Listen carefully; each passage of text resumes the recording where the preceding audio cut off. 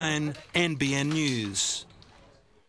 Central Coast coach Tony Gleeson says his side is edging closer to a win over Country Rugby League heavyweights Newcastle, despite going down at the weekend. Former NRL second rower Jamie Feeney was a standout in the 36-20 loss at Cessnock. Trailing by just 6 at the break, Tony Gleeson was confident of causing a huge upset against a star-studded Newcastle. But just 15 minutes into the second half, his side was down by 20. Certainly proud of their effort, but our completion rate was terrible, and they had a lot of class players, and they scored a few tries off the back of that. Gleeson says former Knights, Sharks and Manly hooker Terence Siu was superb. He leads them around that ruck really well, and you only need to give him half an inch and he takes it, and he set up a few tries for him, so he was outstanding. The Coast had several standouts in the 36-20 loss, none better than a former NRL second rower.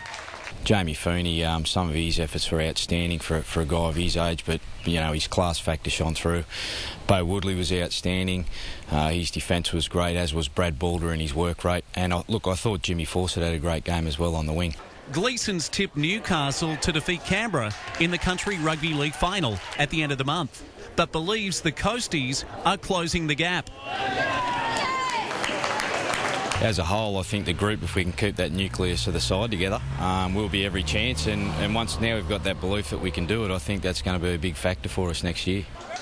Steve Allen, NBN News.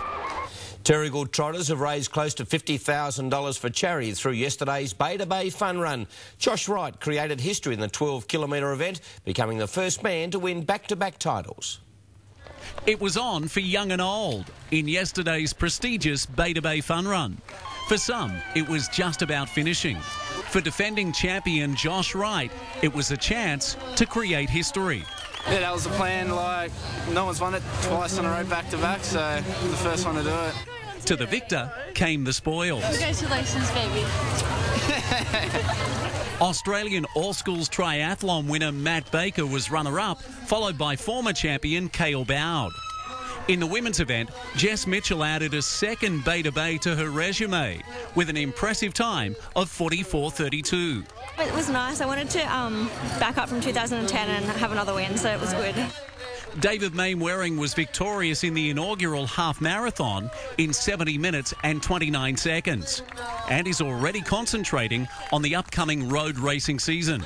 Might be doing the Sydney Harbour 10K in a couple of weeks, and then I'll be just training up for the City of Surf, try to go top 5. Belinda Murray from Newcastle's Bar Beach won the women's half, but admits she had to dig deep in the closing stages. Pretty good up until about 15 Ks, and I thought I'd just get through this last 6K. Katrina Milne finished second, while former world triathlon champion Nicole Barry, Nee Hackett, was delighted with third place. Yeah, good. I was really happy with my run. I was wanting to run 90 minutes and I did an hour 28, so wasn't sure about my fitness levels, and I felt great halfway through, so I kind of just went for it. Barry will now compete in the Oxfam 100k walk in August. Steve Allen, NBN News. And that's the day in sport. Thank you, Mike. Thank you, Mike. Stay with us. Gab's in next with the weather.